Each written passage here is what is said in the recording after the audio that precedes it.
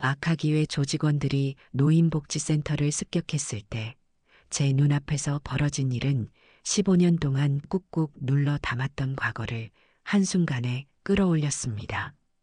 그들의 소나기에서 노인들을 구해낸 그 순간 모두가 깨달았죠. 저는 단순한 라멘집 주인이 아니라는 걸.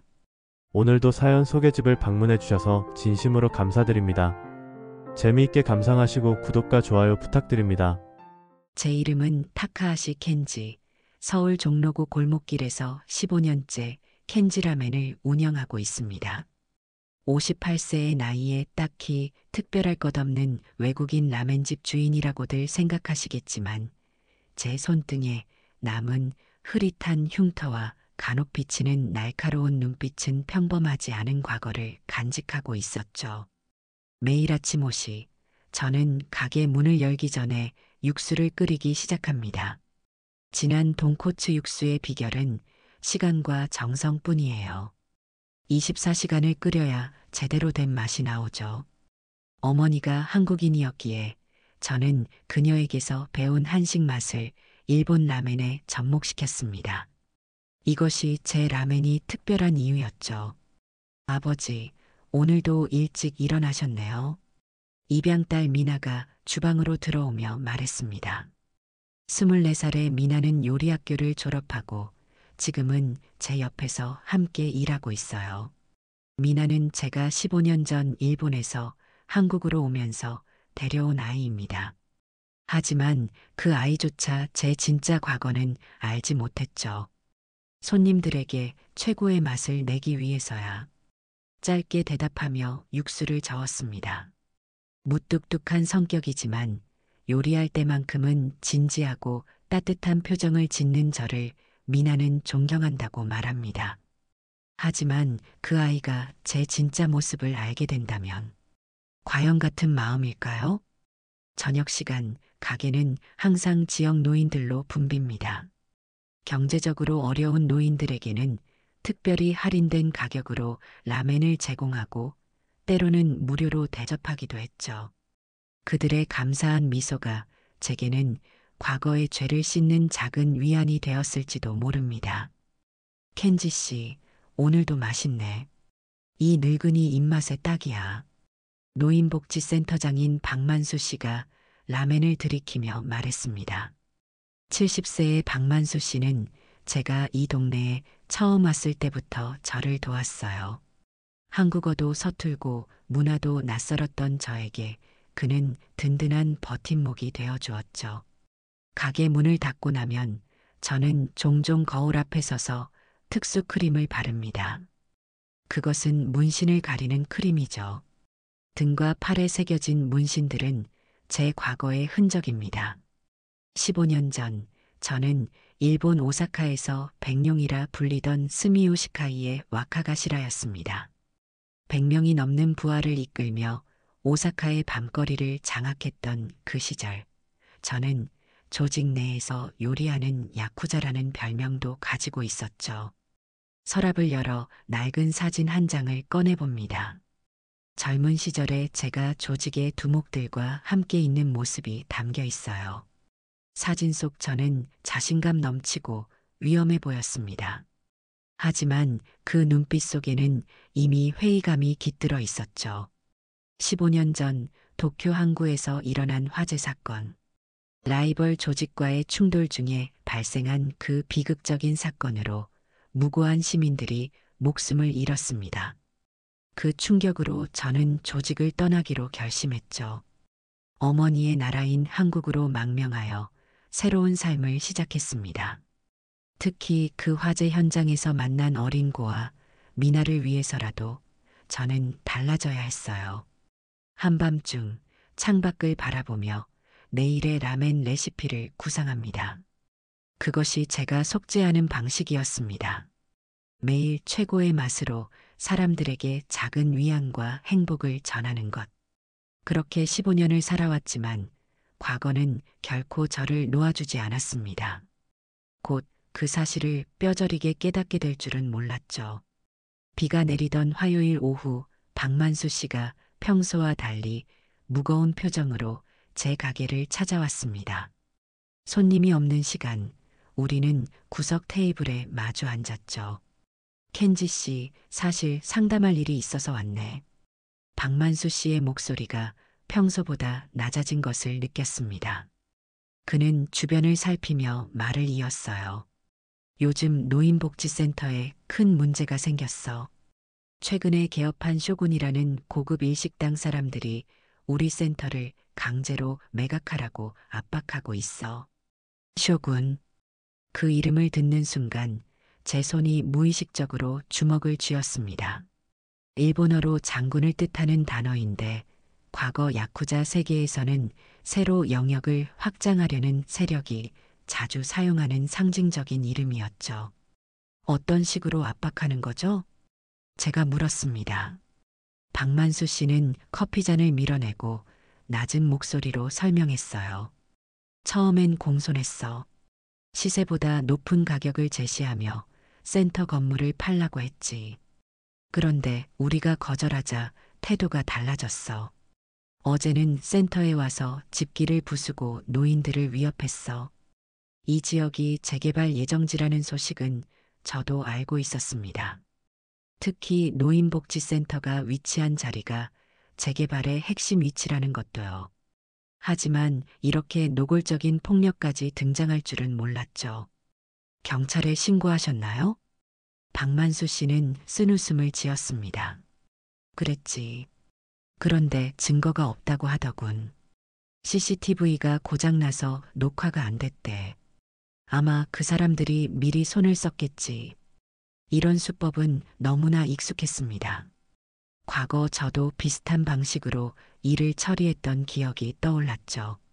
그날 밤 저는 오랫동안 연락하지 않았던 일본 친구에게 전화를 걸었습니다. 15년 전 조직을 떠날 때 저를 도왔던 타니구치였죠. 타니구치 나야. 도움이 필요해. 쇼군이라는 가게와 아카기회에 대해 알아봐줘.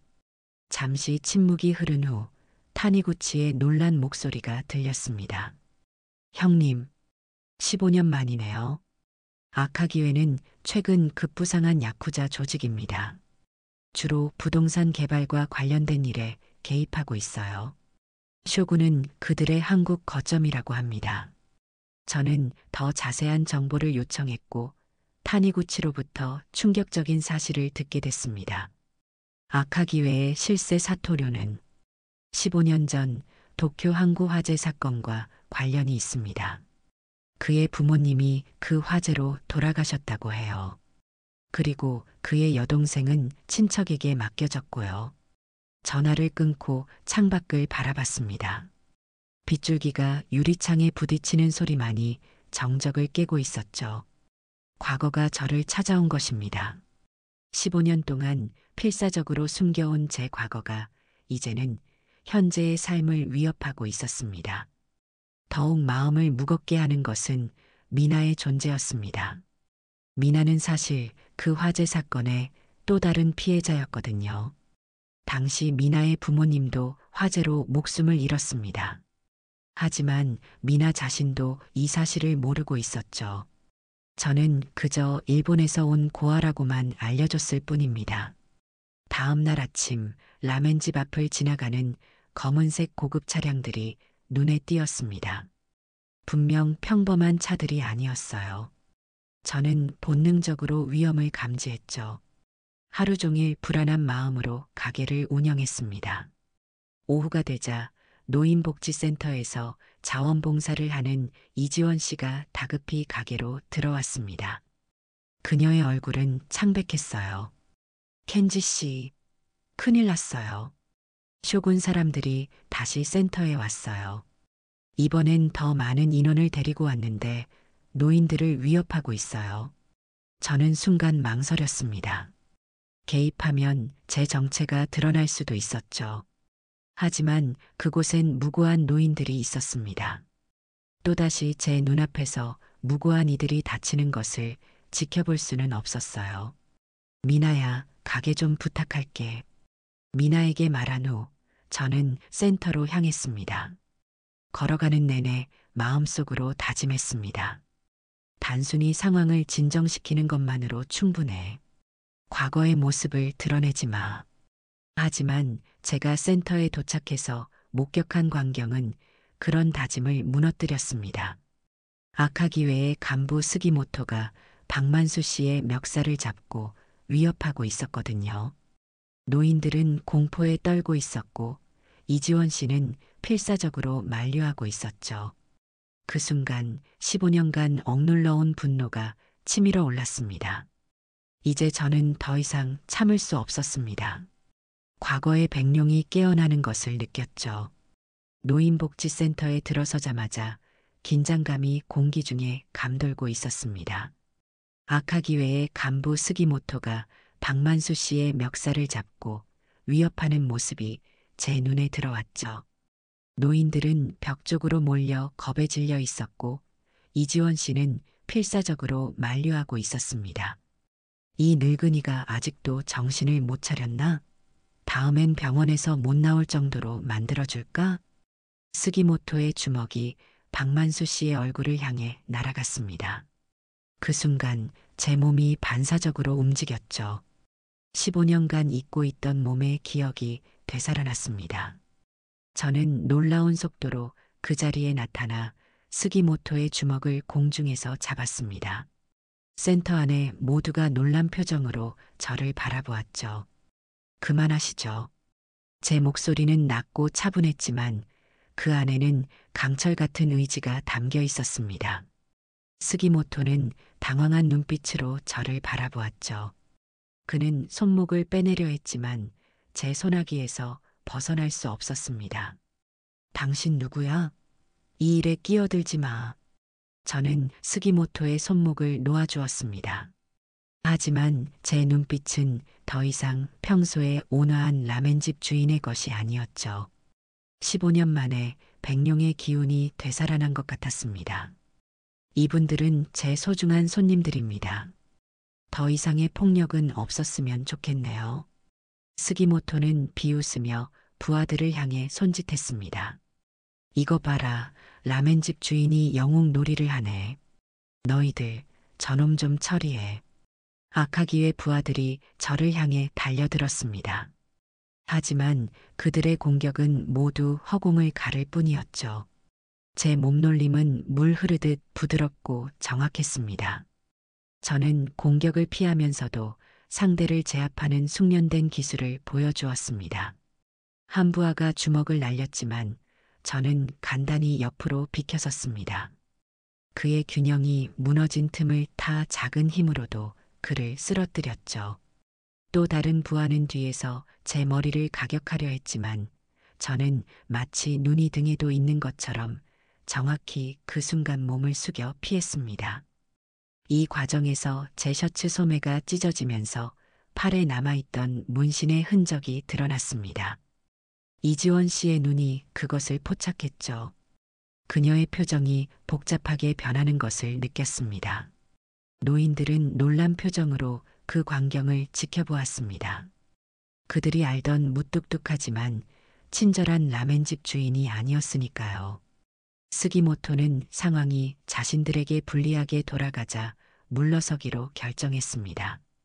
다음에 올 땐 더 많은 인원을 데리고 오겠다. 스기모토는 부하들을 데리고 센터를 나가며 협박을 남겼습니다. 저는 재빨리 박만수 씨에게 다가갔죠. 그의 얼굴은 약간 붉어져 있었지만 다행히 큰 부상은 없었습니다. 괜찮으세요? 박만수 씨는 고개를 끄덕였습니다. 고맙네, 켄지. 자네가 아니었다면 오늘 큰일 날 뻔했어. 센터의 분위기가 조금씩 안정을 찾아갔습니다.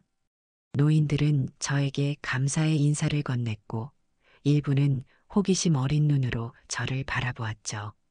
그들의 눈빛에서 도대체 어떻게 저런 무술을 할 수 있지? 라는 의문이 읽혔습니다. 센터를 나서려는데 이지원 씨가 저를 붙잡았습니다. 켄지 씨, 잠깐 얘기 좀 할 수 있을까요? 이지원 씨의 표정은 심각했습니다. 그녀의 눈에는 의심과 경계가 담겨 있었죠. 아까 보여주신 무술 실력, 보통 사람이 가진 게 아니에요. 그리고 팔에 문신 자국도 봤어요. 저는 잠시 침묵했습니다. 이지원 씨는 계속해서 말을 이었죠. 사실 저는 전직 경찰이었어요. 국제범죄 수사에 참여한 경험이 있고요. 그 문신, 일본 야쿠자의 것이죠? 제 심장이 빠르게 뛰기 시작했습니다. 15년간 숨겨온 비밀이 드러나는 순간이었죠. 이지원 씨의 눈을 바라보니 그녀의 시선에는 비난보다는 복잡한 감정이 담겨 있었습니다. 이곳에서 이야기하기는 적절하지 않네요. 가게로 가시죠. 우리는 말없이 라멘집으로 향했습니다. 걸어가는 내내 머릿속은 혼란스러웠죠. 지금까지 쌓아온 평화로운 삶이 한순간에 무너질 수도 있다는 두려움이 엄습했습니다. 특히 미나에게 진실을 어떻게 말해야 할지, 그녀가 받아들일 수 있을지 걱정됐습니다. 가게에 도착하자 미나가 반갑게 맞이했지만 저와 이지원 씨의 심각한 표정을 보고 분위기를 눈치챈 듯 했습니다. 미나야, 잠시 이지원 씨와 이야기가 있으니 주방 좀 부탁할게. 미나는 의아한 표정을 지었지만 고개를 끄덕이고 주방으로 향했습니다. 이지원 씨와 저는 가게 구석 테이블에 앉았죠. 켄지 씨, 솔직히 말해주세요. 당신은 과거의 야쿠자였죠? 이지원 씨의 직설적인 질문에 제 마음은 무거워졌습니다. 하지만 이제 더 이상 숨길 수 없다는 것을 알았죠. 저는 깊은 숨을 들이마시고 15년 만에 처음으로 제 진실을 밝히기 시작했습니다. 네, 맞습니다. 과거에 저는 일본 야쿠자였습니다. 제 입에서 나온 고백에 이지원 씨의 눈이 커졌습니다.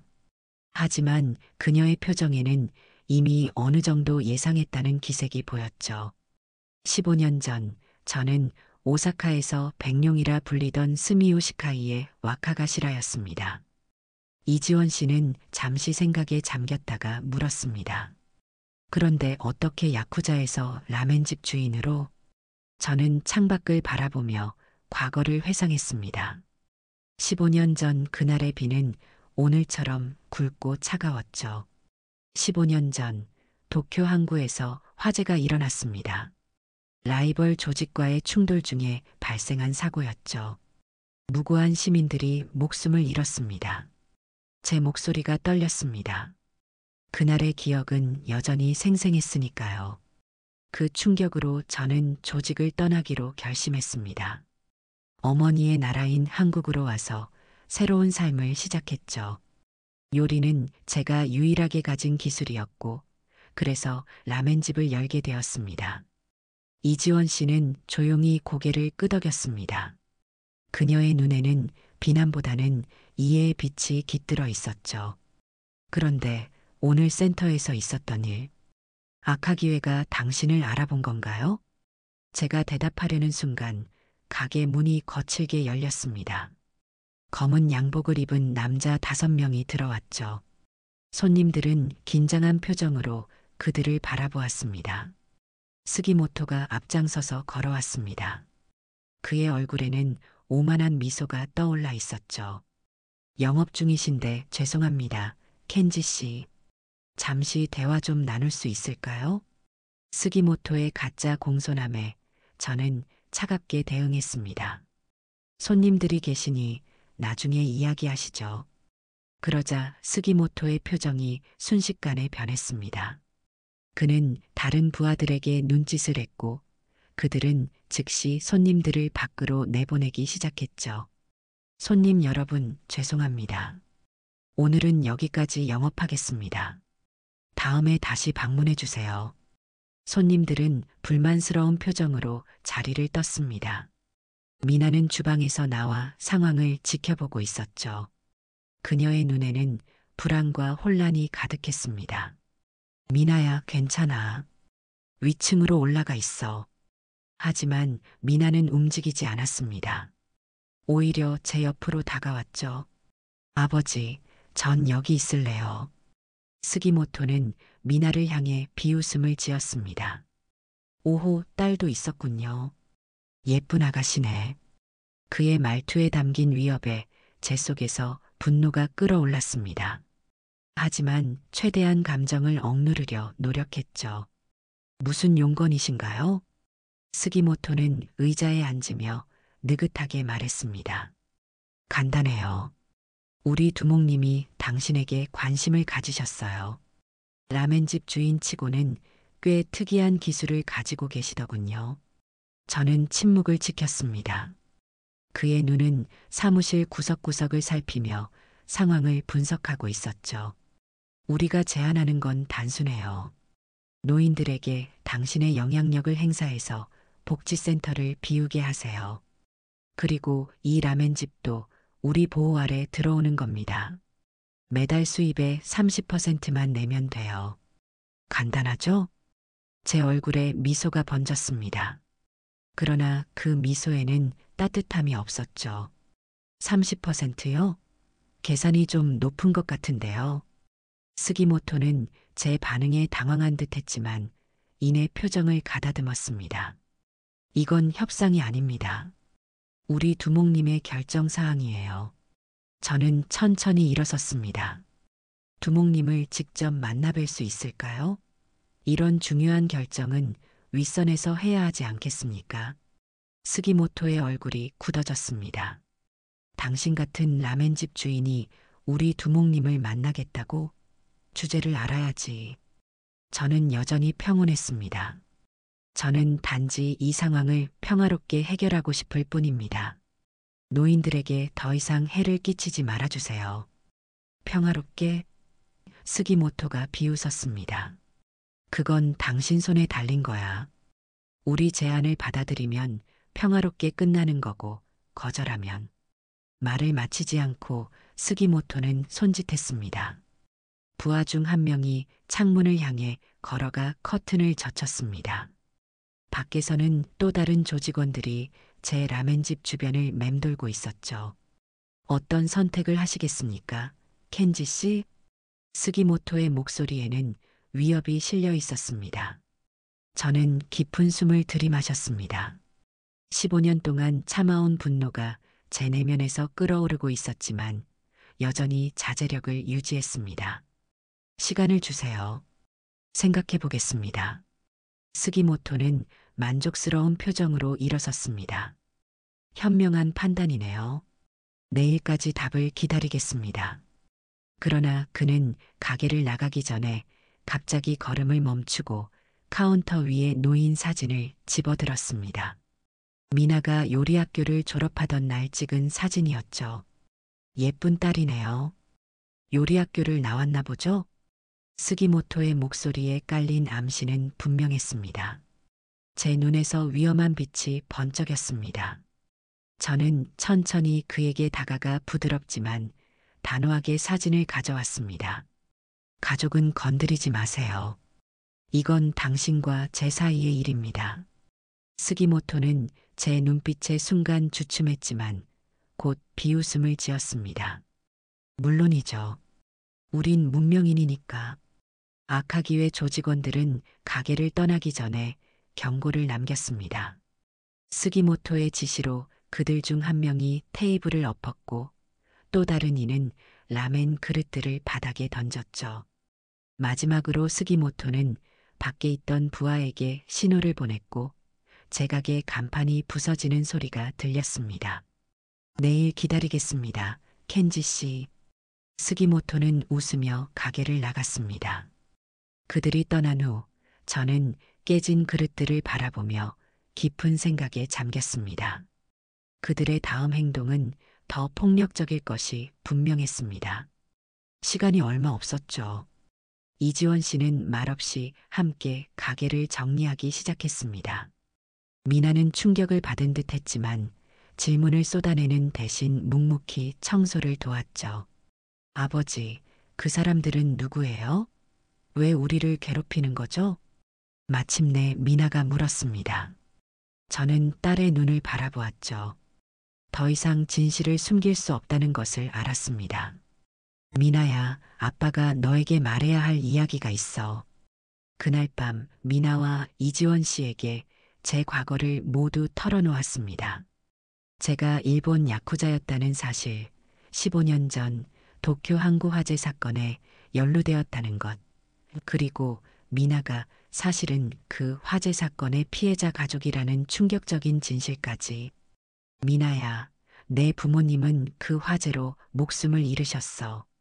당시 너는 5살이었고 돌볼 사람이 없었지. 내가 너를 데리고 한국으로 왔던 거야. 미나의 얼굴이 창백해졌습니다. 그녀의 눈에서 눈물이 흘러내렸죠. 그럼 아버지는 내 부모님의 죽음에 책임이 있는 건가요? 제 가슴이 찢어지는 듯 했습니다. 이것이 바로 제가 15년간 진실을 말하지 못했던 이유였죠. 직접적으로 그 화재를 일으키지는 않았지만 내가 연루된 조직 싸움이 화재의 원인이 됐어. 그래서 책임이 있다고 생각해. 미나는 말없이 자리에서 일어나 제 방으로 들어갔습니다. 그 뒷모습을 바라보는 제 눈에서 눈물이 흘렀죠. 이지원 씨는 제 어깨에 손을 얹었습니다. 시간이 필요할 거예요. 미나는 강한 아이니까 이해할 거예요. 다음 날 아침, 저는 평소보다 일찍 일어나 육수를 끓이기 시작했습니다. 요리는 항상 제게 위안이 되었으니까요. 미나는 아직 방에서 나오지 않았고, 저는 그녀에게 시간을 주기로 했습니다.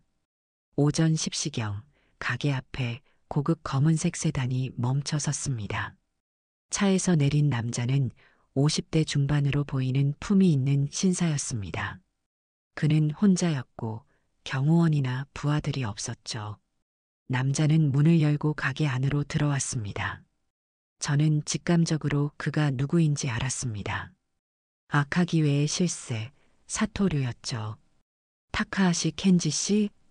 그의 목소리는 의외로 부드러웠습니다. 저는 고개를 끄덕였습니다. 네, 저입니다. 당신이 사토류 씨군요. 사토는 미소를 지었습니다. 그러나 그 미소는 눈까지 닿지 않았죠. 15년 만입니다. 백룡. 아니, 타카하시 켄지 씨. 저는 그를 카운터 안쪽 테이블로 안내했습니다. 그는 느긋하게 자리에 앉았죠. 라멘 한 그릇 해도 될까요? 당신의 요리 솜씨가 궁금하네요. 저는 말없이 주방으로 향했습니다. 예전부터 저는 요리할 때 가장 평온했고 지금도 마찬가지였습니다. 최고의 재료로 정성껏 라멘을 만들었죠. 사토 앞에 라멘을 내려놓자 그는 천천히 젓가락을 들었습니다. 한 입 먹고 그의 눈이 커졌죠. 정말 맛있군요. 오사카에서 가장 유명한 야쿠자가 이렇게 뛰어난 요리사가 될 줄은 몰랐습니다. 저는 자리에 앉아 그를 바라보았습니다. 무슨 용건으로 오셨나요? 사토는 천천히 라멘을 즐기다가 젓가락을 내려놓았습니다. 15년 전을 기억하십니까? 도쿄 항구 화재 사건을요. 제 표정이 굳어졌습니다. 그날의 기억은 제 영혼에 깊은 상처로 남아 있었습니다. 매일 기억합니다. 그날 이후 제 삶은 완전히 바뀌었으니까요. 사토의 눈빛이 날카로워졌습니다. 저도 마찬가지입니다. 그날 저는 29살이었습니다. 부모님과 함께 항구 근처 식당에서 식사를 하고 있었죠. 제 가슴이 조여왔습니다. 사토의 부모님이 그 화재의 희생자였다는 것을 알고 있었지만 직접 그의 입에서 듣는 것은 더 고통스러웠습니다. 당신의 조직과 경쟁 세력 간의 싸움이 화재로 이어졌고 그 불길 속에서 제 부모님은 돌아가셨습니다. 사토의 목소리는 담담했지만 그 안에는 15년간 간직해온 깊은 분노가 서려 있었습니다. 죄송합니다. 제가 할 수 있는 말은 그것뿐이었습니다. 사토는 잠시 침묵했다가 물었습니다. 그런데 당신은 왜 그 자리에서 직접 사과하지 않고 도망쳤습니까? 15년 동안 숨어 지내다니. 저는 고개를 저었습니다. 도망친 것이 아닙니다. 제 방식대로 속죄하고 있었습니다. 저는 서랍에서 낡은 봉투 하나를 꺼냈습니다. 그리고 사토에게 건넸죠. 이것을 보세요. 사토는 의아한 표정으로 봉투를 받았습니다. 그 안에는 여러 장의 사진과 서류가 들어 있었습니다. 사진 속에는 젊은 여성이 있었고 서류들은 학비 지원 내역과 생활비 송금 증명서였죠. 이게 무슨... 사토의 목소리가 떨렸습니다. 당신의 여동생 유미 씨입니다. 저는 그날 이후 화재로 가족을 잃은 모든 피해자들을 찾아 익명으로 도움을 주기 시작했습니다. 그중 한 명이 당신의 여동생이었죠. 사토는 믿을 수 없다는 표정으로 서류들을 확인했습니다. 그곳에는 유미의 학비, 생활비, 심지어 의대 학비까지 모두 기록되어 있었습니다. 모든 지원은 익명의 후원자라는 이름으로 이루어졌습니다. 당신이 유미를 도와주고 있었다고요? 왜죠? 제 눈에는 깊은 후회와 연민이 담겨 있었습니다.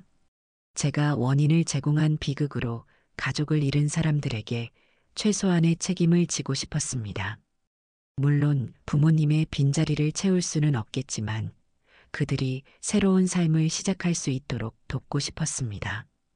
갑자기 주방에서 소리가 들렸습니다. 미나가 그곳에 서 있었죠. 그녀는 우리의 대화를 듣고 있었던 것 같았습니다. 사토는 미나를 바라보았습니다. 그의 눈이 커졌습니다. 이 아이는... 저는 고개를 끄덕였습니다. 네, 미나입니다. 그녀도 화재 피해자 가족이에요. 부모님을 잃고 돌볼 사람이 없어서 제가 키우게 되었습니다. 사토는 봉투를 내려놓고 깊은 생각에 잠겼습니다. 그의 눈에는 혼란스러움이 가득했습니다. 제게 시간이 필요합니다.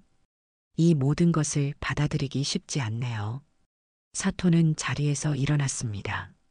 그는 봉투를 들고 천천히 문으로 향했습니다. 문 앞에서 잠시 멈춰 돌아보았죠. 내일 제 사무실로 와주십시오.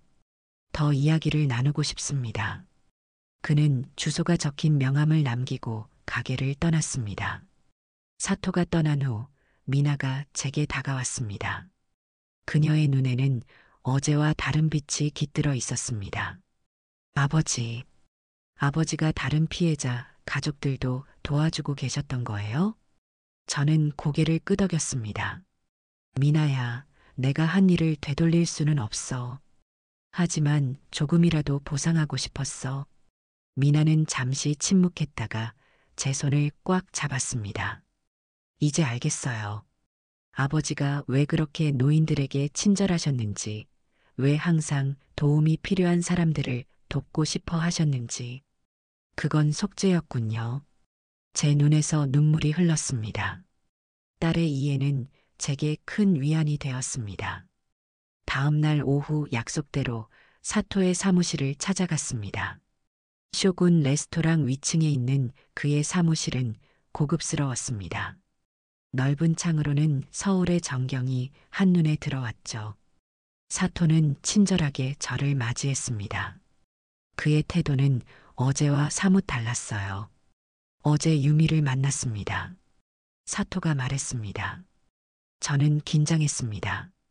과연 유미는 어떤 반응을 보였을까요? 놀랍게도 그녀는 이미 알고 있더군요.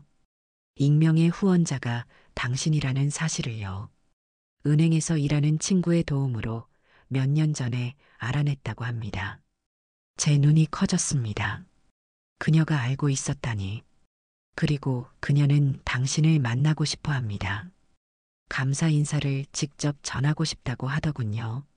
사토는 서류 한 장을 제게 건넸습니다. 그것은 노인복지센터에 대한 모든 압박을 중단한다는 공식 문서였습니다. 15년 동안 복수만 생각하며 살았습니다. 하지만 이제는 과거에서 벗어나고 싶어요. 당신이 진심으로 속죄하고 있다는 것을 알게 되었으니까요. 제 마음에 안도감이 번졌습니다. 사토의 말은 진심으로 들렸습니다. 감사합니다. 정말 다행이에요. 사토는 미소를 지었습니다. 이번에는 그 미소가 눈까지 닿았죠. 사실 저도 불법적인 활동에 회의를 느끼고 있었습니다. 아카기회를 정상적인 사업으로 전환하고 싶어요. 쇼군도 진정한 레스토랑으로 운영하고 싶고요. 그때 갑자기 사무실 문이 열렸습니다. 스기모토와 아카기의 부하들이 들어왔죠. 스기모토의 얼굴은 분노로 일그러져 있었습니다. 두목님, 이게 무슨 일입니까? 이자를 용서하신다고요? 사토는 일어서서 차분하게 말했습니다. 스기모토, 모든 계획이 변경되었다. 이제 노인복지센터와 켄지 씨의 라멘집은 건드리지 않기로 했어. 스기모토의 얼굴이 굳어졌습니다. 그의 눈에는 배신감과 분노가 서렸습니다. 변경이라고요? 15년 동안 준비해온 일을 이렇게 쉽게 포기하시겠다고요? 이자 때문에 우리 형제들이 얼마나 망신을 당했는데. 사토는 단호하게 말했습니다. 이것은 내 결정이다. 더 이상의 논의는 없어. 스기모토는 그의 말을 듣지 않는 것 같았습니다. 그의 손이 재킷 안으로 들어갔고 저는 그가 무기를 꺼낼 것이라는 것을 직감했습니다. 스기모토 안 돼. 사토가 소리쳤습니다. 스기모토는 이미 칼을 꺼내 들었습니다. 그러나 그의 칼끝은 저를 향하지 않고 사토를 가리키고 있었습니다. 두목님, 전 당신을 존경했습니다. 하지만 이건 배신이에요. 우리가 15년 동안 꿈꿔온 복수를 이렇게 포기할 수는 없습니다. 저는 그 긴박한 순간을 직감적으로 읽었습니다. 스기모토의 손이 움직이는 것을 본 순간 저는 번개 같은 속도로 사토와 스기모토 사이로 뛰어들었습니다. 안 돼. 칼이 제 팔을 스쳤지만 다행히 사토는 무사했습니다. 저는 재빠르게 스기모토의 손목을 붙잡고 칼을 떨어뜨렸습니다. 그러나 다른 부하들이 즉시 가세했고 사무실은 순식간에 아수라장이 되었습니다. 싸움 중에 문이 다시 열렸습니다. 미나와 이지원 씨가 걱정스러운 표정으로 들어왔습니다. 사토의 비서가 그들에게 연락한 것 같았죠. 아버지, 미나가 소리쳤습니다. 그 순간의 방심으로 스기모토는 미나를 붙잡았습니다. 그는 바닥에서 칼을 다시 집어들고 미나의 목에 겨누었죠. 모두 움직이지 마. 이 아이가 소중하다면. 제 심장이 멈추는 것 같았습니다.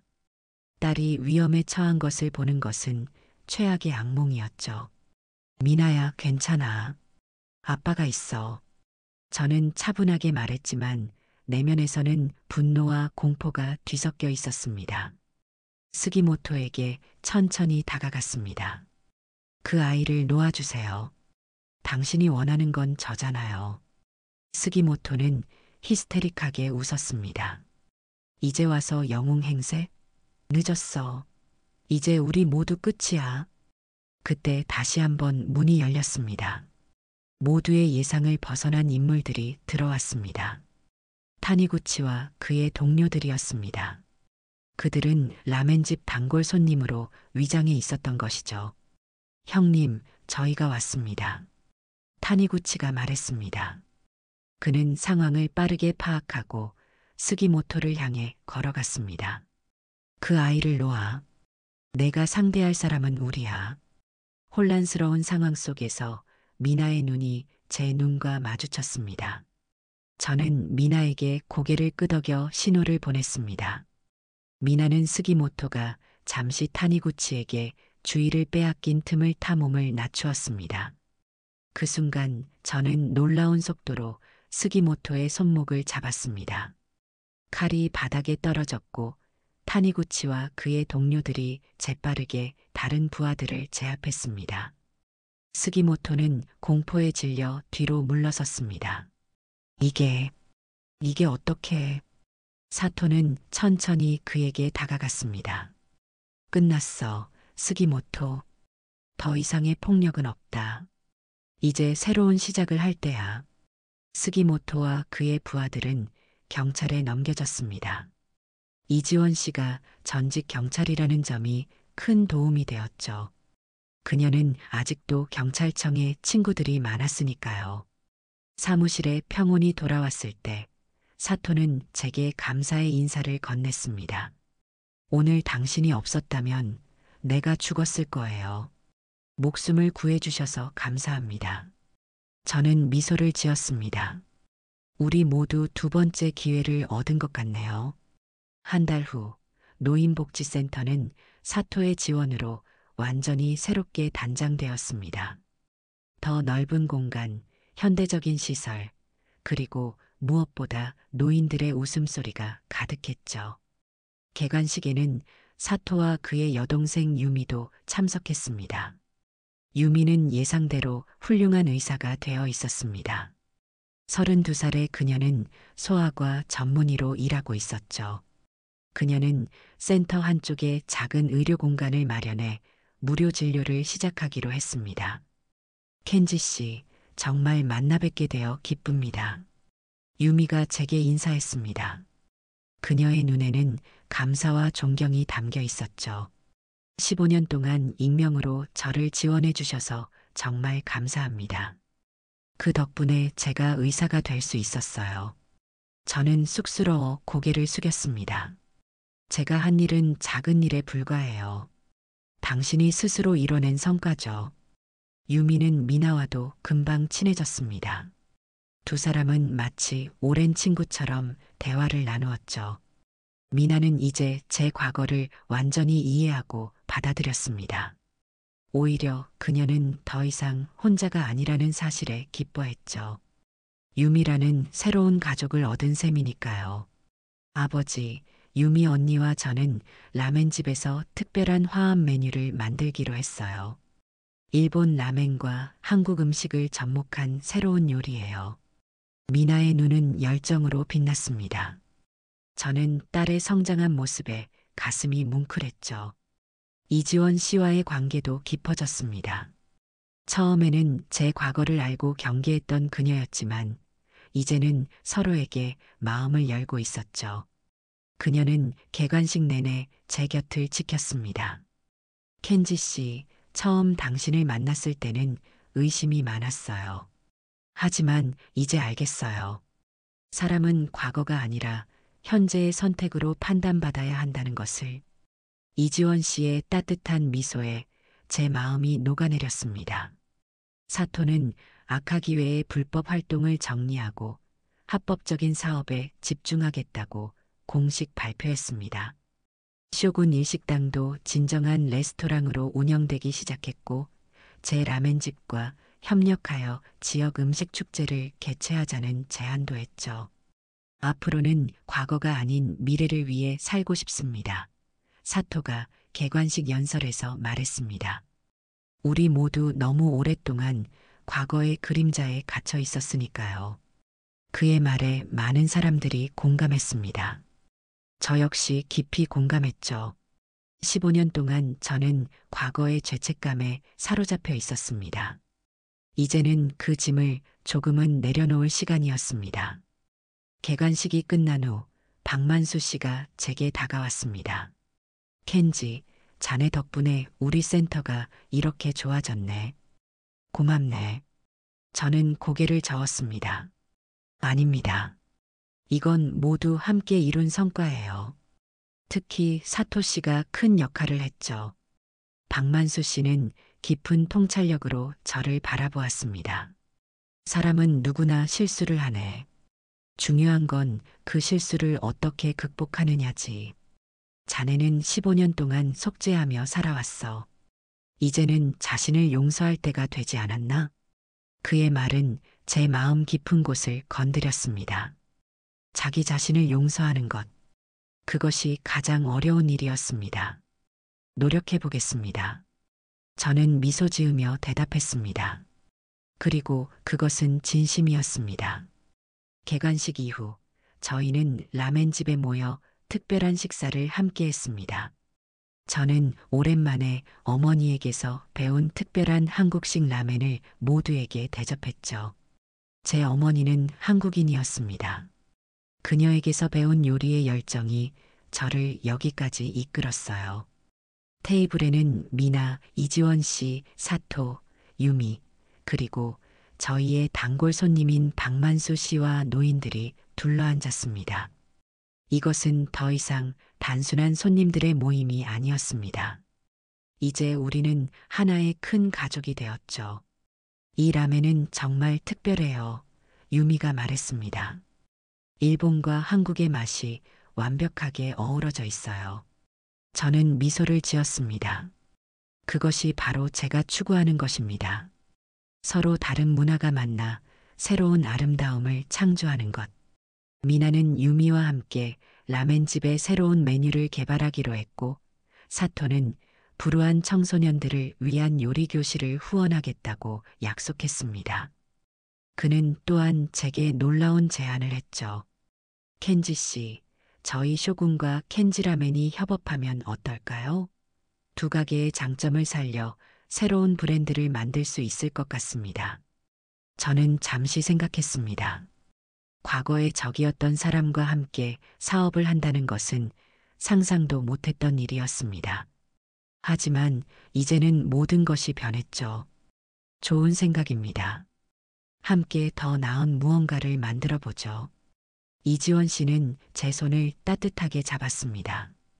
그녀의 눈에서 깊은 감정이 전해졌습니다. 켄지 씨, 과거는 중요해요. 하지만 우리가 그 과거를 통해 무엇을 배우고 어떻게 변화하느냐가 더 중요하죠. 그녀의 말에 깊이 공감했습니다. 과거의 실수와 상처는 우리를 더 강하고 현명하게 만들 수 있습니다.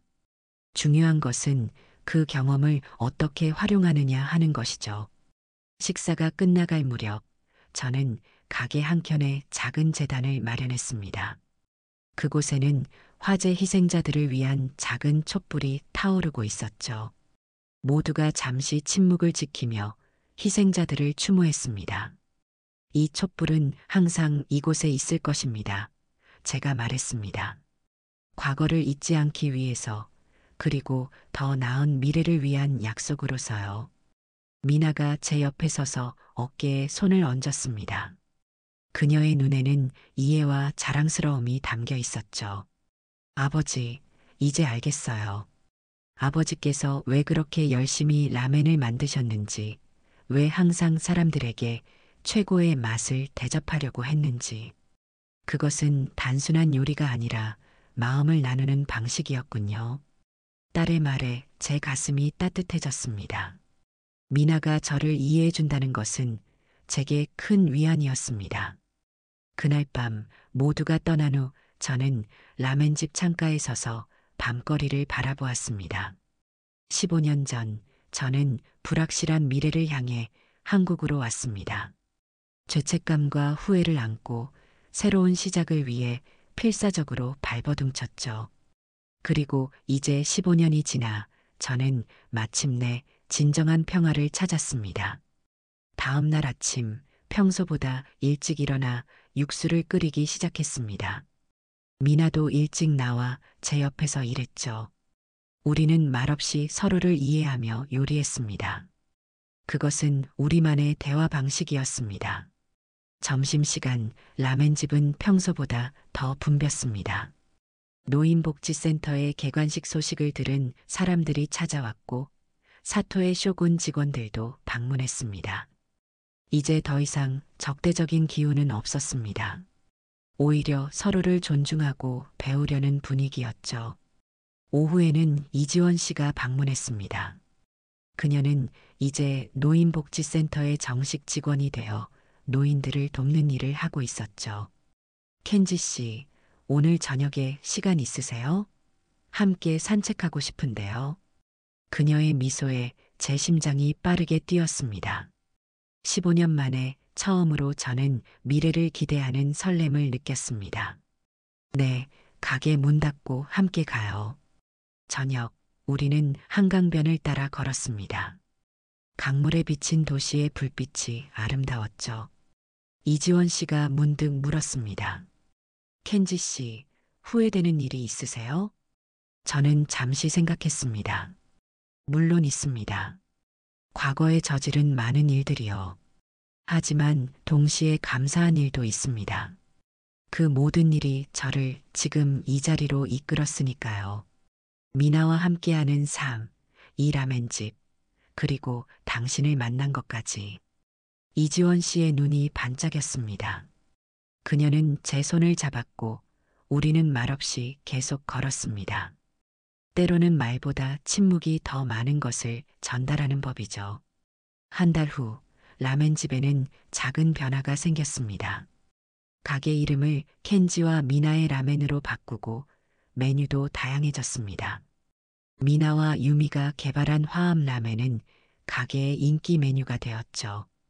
또한 쇼군과의 협업으로 두 가게를 오가는 특별 코스 요리도 선보였습니다. 때때로 저는 가게 문을 닫고 노인복지센터에서 요리 교실을 엽니다. 노인들에게 간단한 일본 요리와 한국 요리를 가르치는 것은 제게 큰 즐거움이었습니다. 박만수 씨는 종종 농담을 던지곤 했죠. 켄지, 자네 덕분에 이 늙은이들이 다 요리사가 될 지경이야. 사토와 유미는 정기적으로 라멘집을 방문했고 우리는 함께 식사하며 많은 이야기를 나눴습니다. 과거의 적이 이제는 가족과도 같은 친구가 되었다는 것은 인생의 아이러니였습니다. 어느 가을날 저는 이지원 씨에게 청혼했습니다. 그녀는 기쁜 눈물을 흘리며 수락했죠. 우리의 결혼식은 소박했지만 따뜻했습니다. 미나는 신부 들러리를 맡았고 사토는 제 들러리였습니다. 노인복지센터의 노인들, 라멘집 단골 손님들, 그리고 이제는 친구가 된 쇼군의 직원들까지 모두가 축하해 주었습니다. 아버지, 정말 행복해 보여요. 미나가 결혼식 후 제게 말했습니다. 저는 미소를 지었습니다. 네, 정말 행복해. 이제야 진짜 삶이 시작된 것 같아. 라멘집은 계속해서 번창했고 우리 가족의 이야기는 지역 신문에도 실렸습니다. 과거의 적이 가족이 된 특별한 라멘집 이야기라는 제목으로요. 물론 제 야쿠자 과거는 언급되지 않았지만 화해와 용서의 메시지는 많은 사람들에게 감동을 주었습니다. 15년 전 저는 죄책감에 시달리며 새로운 삶을 시작했습니다. 그 여정은 쉽지 않았지만 이제 저는 진정한 평화를 찾았습니다. 과거는 여전히 제 일부이지만 더 이상 저를 정의하지 않습니다. 제가 매일 만드는 라멘처럼 인생도 시간과 정성을 들이면 깊고 풍부한 맛을 내는 법이죠. 라멘집 앞에 서서 들어오는 손님들을 맞이하며 저는 마음속으로 다짐합니다. 앞으로도 저는 이 작은 라멘집에서 따뜻한 위안과 행복을 전하는 삶을 살 것입니다. 그것이 진정한 속죄의 길이라고 믿기 때문입니다. 어서 오세요. 오늘의 라멘은 특별합니다. 저의 어머니가 가르쳐 주신 비법 레시피로 만들었습니다. 제 미소는 이제 진심입니다. 과거의 그림자는 사라지고 미래의 빛이 제 앞길을 밝게 비추고 있습니다. 여러분의 시간을 함께 해주셔서 감사합니다. 오늘 영상이 도움이 되셨거나 감동을 주었다면 구독과 좋아요 버튼을 눌러주세요. 알림 설정을 해두시면 새로운 감동 스토리를 가장 먼저 만나보실 수 있습니다. 댓글로 여러분의 소중한 의견과 경험도 나눠주세요. 여러분의 응원이 더 좋은 콘텐츠를 만드는 원동력이 됩니다. 다음 영상에서 더 멋진 이야기로 다시 찾아뵙겠습니다. 항상 행복하세요.